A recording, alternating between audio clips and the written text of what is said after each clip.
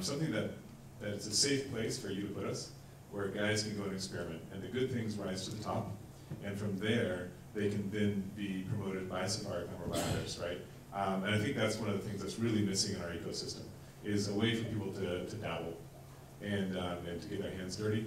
Right now, you're doing it on your own box, and you're hoping that it works when you deploy it with Safaricom, and once you get to the point where you're talking to Ken, you realize, oh shoot, I forgot to put that hook in there. And that hook now is a big problem because now it doesn't do X. If it doesn't do X, it's a dead app, right? And so then when Safaricom sees it, they say, oh, this is crap, why would we ever partner with you? And it's a bad cycle to be in. So is there a way that we can get a sandbox to play in?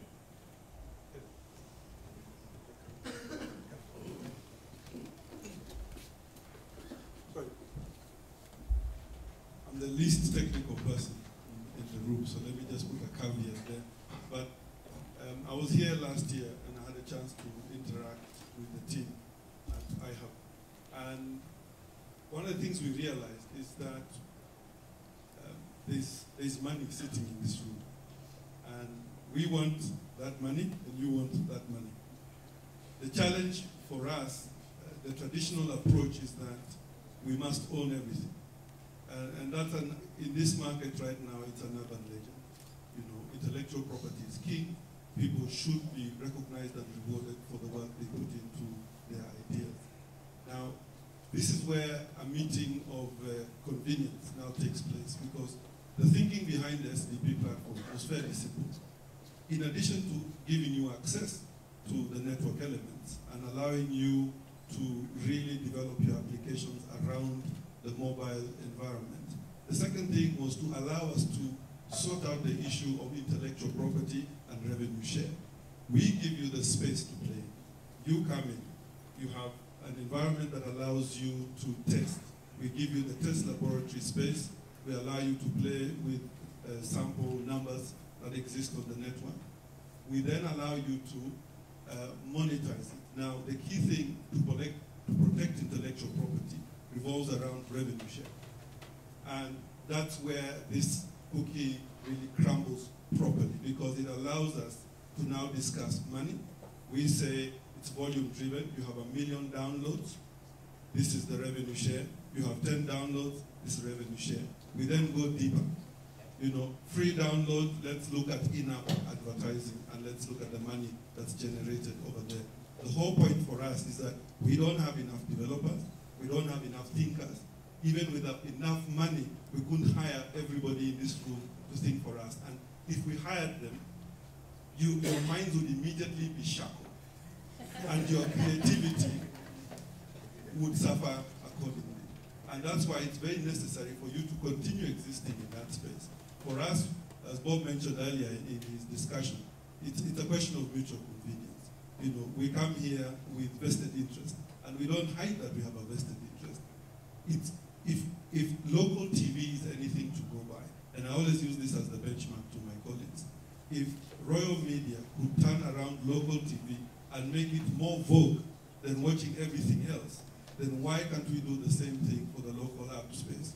Why can't we take local apps and really make them the in thing to have?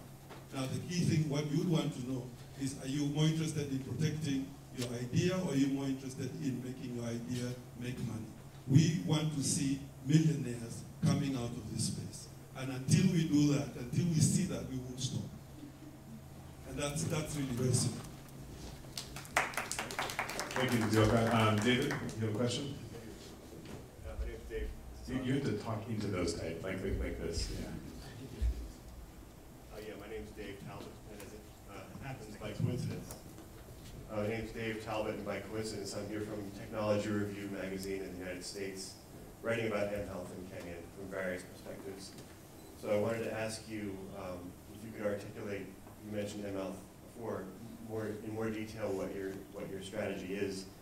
And following up on Eric's comment about the good idea of having a sandbox, would Safaricom consider having a sort of a health sandbox? Because you have kids at Strathmore University writing code right now to help optimize delivery of health information up and down the system.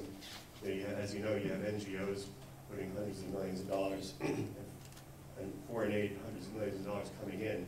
and they're all wanting to solve the deep problems in Kenya and help people. So I'm just wondering what your strategy is and whether there's a way to bring some of these parties in and leverage your expertise to move things along. Sure. On mHealth, we're doing a few things. I mean, at the very basic level, we've just launched this Daktari 1525, which is just a phone and doc, a call and doc service. It came with some criticism from the medical profession, with vested interest, who said that, it is well known that the best way to deal with a patient is to see him face to face, but this is somebody who forgets the fact that we only have 450 hospitals in the country, et cetera, et cetera. So it ranges from call a doc to things like M-Pedigree, to an initiative that we are running called Kinship. And Kinship is a partnership, and you mentioned some of these NGOs and donors, a partnership with, amongst others, AMREV and World Vision and some others, where we will be equipping something like 20,000 community health workers with a fairly simple handset, which you download a simple application, and it gives the community health service worker the opportunity to register their patient and to track the patient. The Millennium Goals 4 and 5, which relates to infant and maternal fatalities, if we continue the way we are, we will never hit those goals by 2015. And we believe that we can improve maternal and infant health. Simply, death in childbirth is increased when you don't have an assisted birth. And of course, if you go into rural Kenya, many parts of rural Kenya, you're not going to have an assisted birth.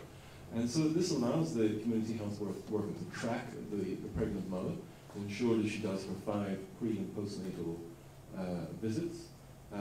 We will then use M-Pesa to create a micro-insurance, so that the mother doesn't have to pay for the insurance, but the donor community are prepared to do that.